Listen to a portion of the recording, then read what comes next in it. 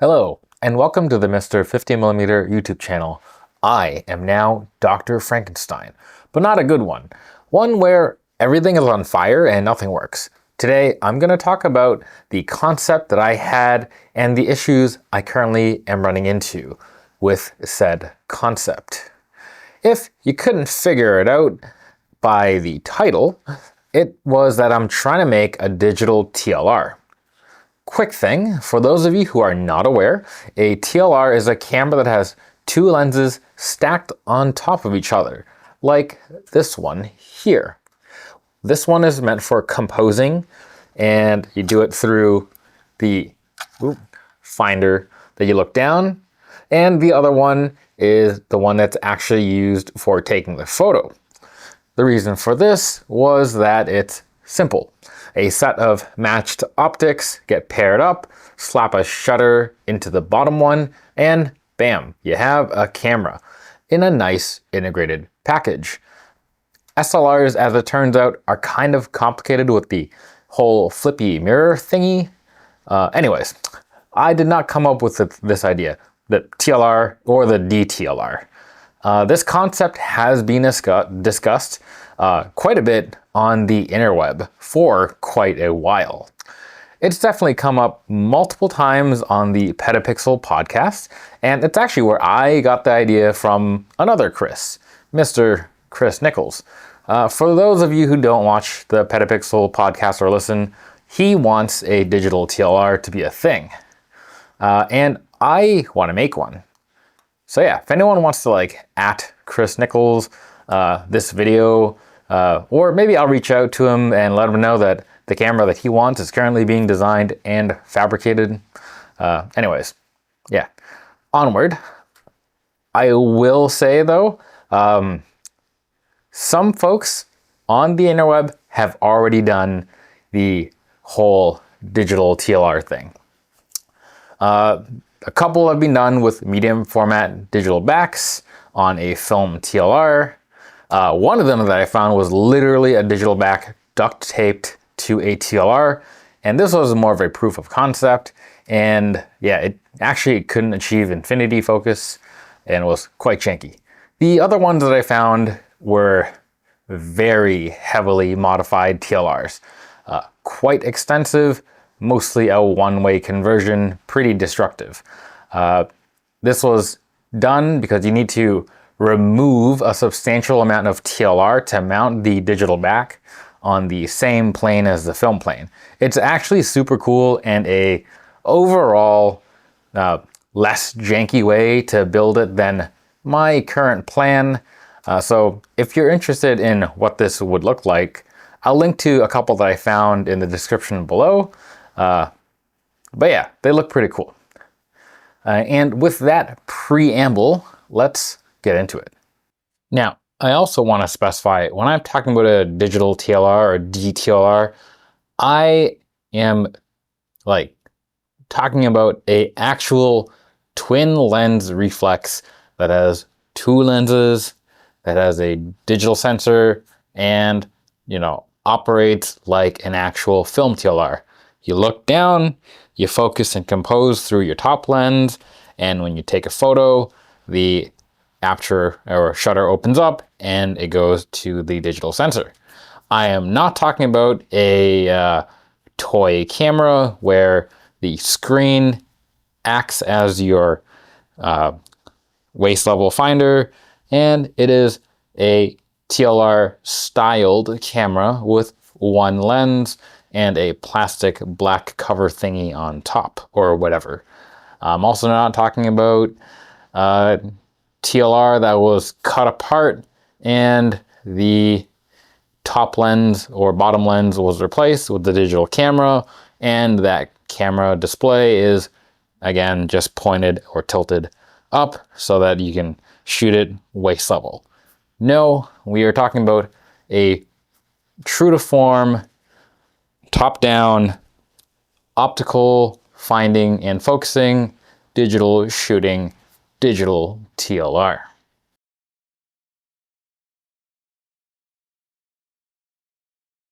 The TLR in question. Let's start with the TLR. In my project, I actually want the TLR to be left as stock as possible. Also, by the way, side note, this video is only possible because someone I met at a local maker group decided to donate this TLR to me. I won't name you because I did forget to ask whether or not you did want to be named. But if you are watching and you do want to be named, give a shout out and I'll do it in the next video. Anyways, the TLR I'm using is the Ciro-Flex B. This is a TLR that dates from the late 1940s. It's equipped with a woolen sack, 85mm, f3.5, and it's the Model B. And that essentially means it lacks flash sync. So this is actually a camera that is much harder to get working on digital backs. Since I would need to figure out how to synchronize that shutter.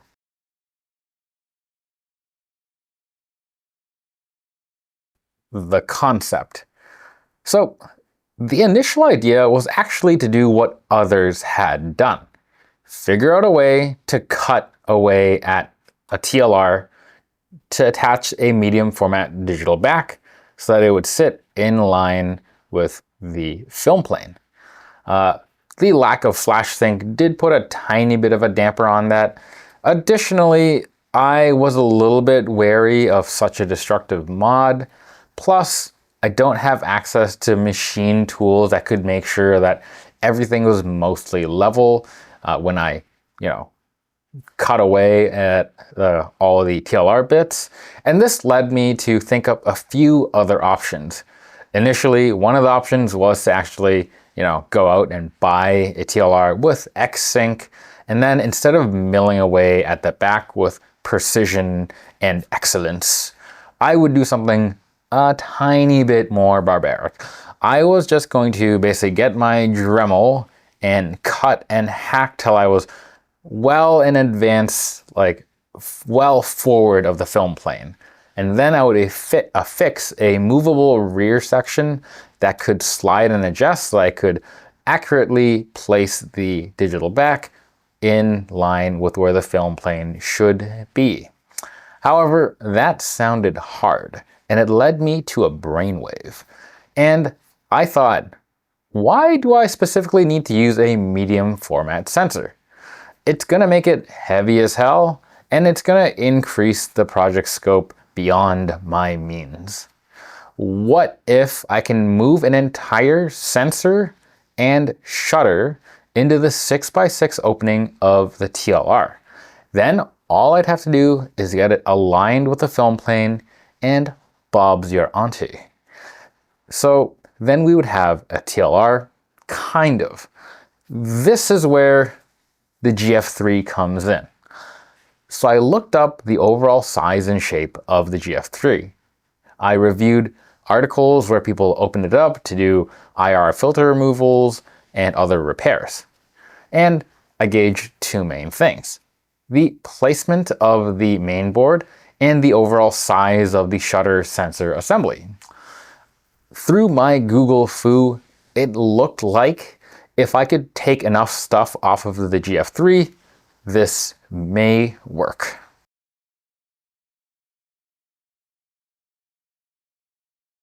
I opened up my GF3 and I eventually broke it all down.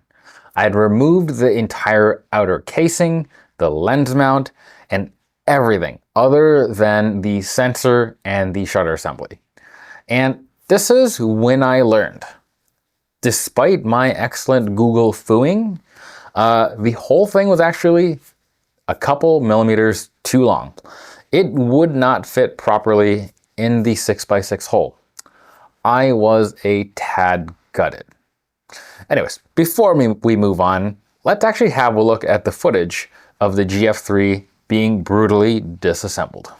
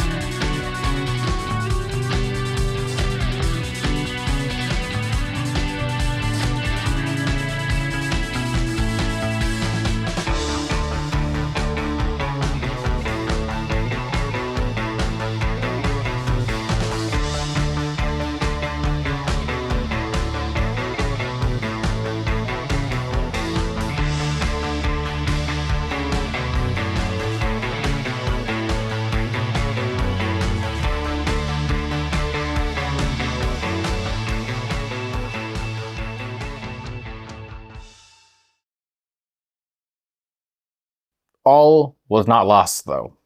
Back to the Ciro-Flex.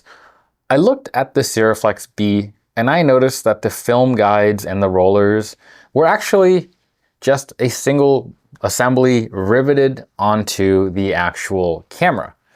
And with hope in my eye holes, I grabbed a power drill and I drilled those rivets out.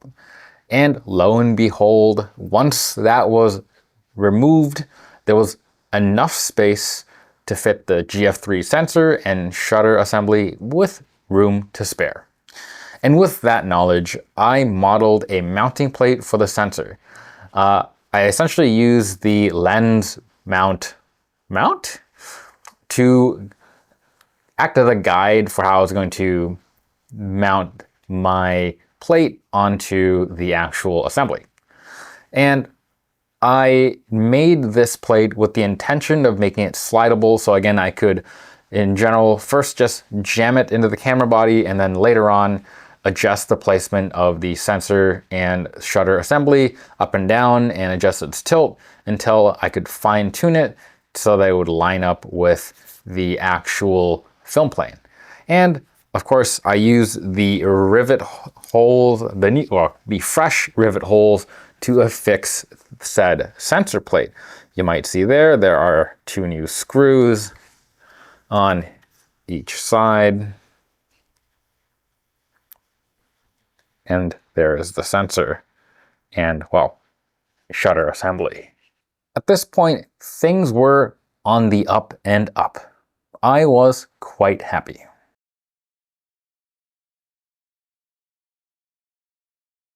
Testing, excitement, death. With the sensor in place, I hurried out and mounted the main board and just the top plate, as you can see here. There's the main board, there's the top plate. I'll get to this bit shortly. And I should point out that at this stage, I had done 0 light sealing, so there's a hilarious amount of light leaks. I mean, just look at it. The sensors right there, underneath this stuff, lots of light going everywhere. But yeah, anyways, with the main board and top plate in place, I set the camera on a table. I set the camera's shutter to the T mode and I left it open. For the GF3, I held the battery on the battery contacts and I powered on the camera. I saw the green light of life and I pressed the shutter button. It fired, so I took a couple more shots and then I, plopped those shots onto my computer. As you can see, the shots were not in focus, but it worked. With that done, I went to model a way to hold the battery in place. The original battery terminals would need to be moved away, as placement of them would be around here, and it would honestly just make it awkward and not very nice to hold. I mean, overall, it's not going to be that nice anyways, but I wanted to make it the least amount of not nice, if that makes any sense. Anyways, my plan was to extend the power terminals from around here to down here, where the film spool on the bottom would be. The gap is actually quite large, and a battery is able to fit in there. I came up with a pretty janky solution, and I made a 3D print, and it's this thing. It's a cap that would sit on top of the battery pack, and I would use elastics to hold the battery down. The next phase is where the tragic event would happen. So I soldered on the new bits, battery terminal and all the wiring to move it down. And I went to go test it. I probably should have done this on a flat surface like when I initially tested the camera. However, in my excitement and stupidity, I was overcome with glee and I went to go try this standing out by a window. So I wanted to see if I can get a cool picture. And I should specify that at this point, yes, this little cappy thing was printed and I had a way to fix the battery to this. But I had not yet figured out how to fix this assembly into this gap. So while I was finagling and getting things set up, I actually managed to power up the camera. I took a shot and it looked like it worked. Then it didn't. I thought that the battery had become disconnected from the new terminals, so I was finagling around a little bit. Again, I should have taken a seat at a table, but the whole stupid thing overcame me. And yeah, I stood by my window, just aimlessly trying to figure out what was going on, jumbling electronics everywhere. That's when I noticed one of the flat flex cables, specifically this little one, was ajar at a pretty bad angle. So I then took a seat, reseated it, and nothing powered up.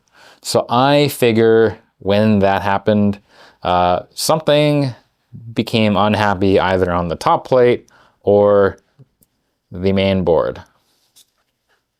So bad times. Overall, dead GF3 was just produced by, honestly, me rushing and being stupid.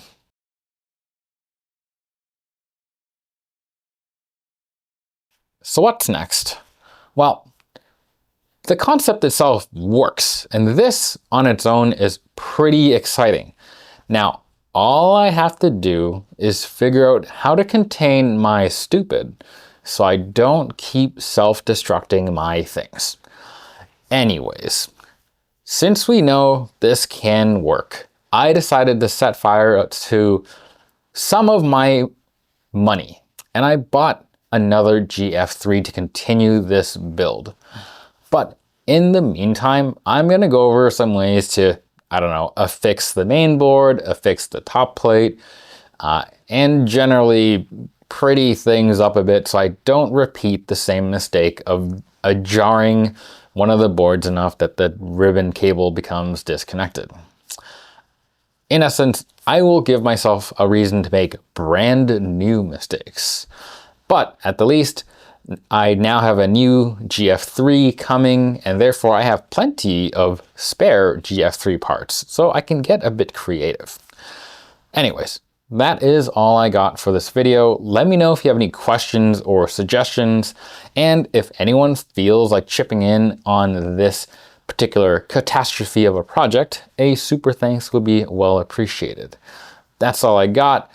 As always, don't forget to like, comment, and subscribe. Till next time, bye.